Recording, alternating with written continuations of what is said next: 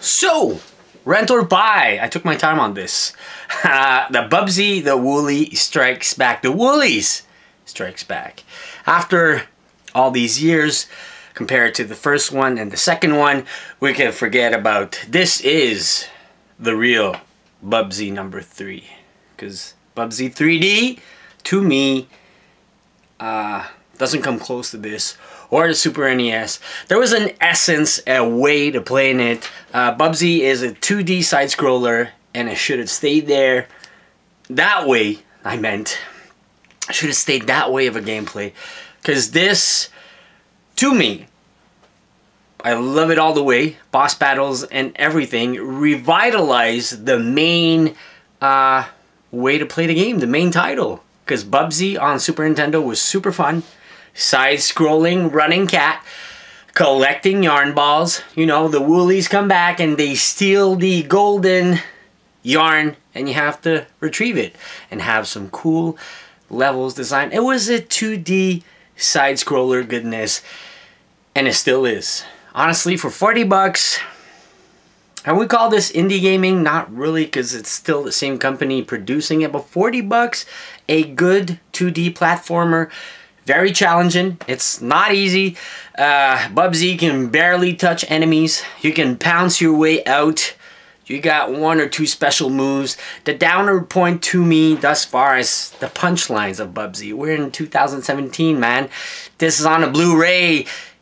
Bubsy needs more lines. Need more punchlines. Honestly, that's all I can... Graphically, it looks awesome. Not too much... you know, boosted or changed up. Pretty much looks like what Bubsy off the Super Nintendo would like on a modern day console.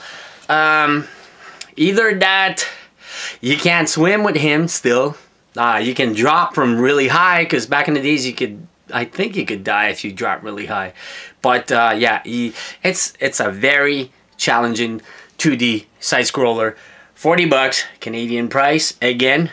I don't know, it's probably 20 in the US, but honestly, if you are a newer generation gamer and you've been born just 15 or 10, you didn't experience this on the Super NES when it came out.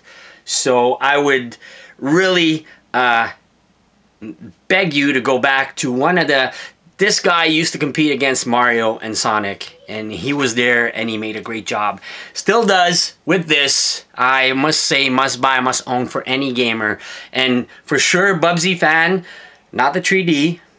It wasn't... Anyways, I'm not saying super bad, but it wasn't the 2D goodness that this game is.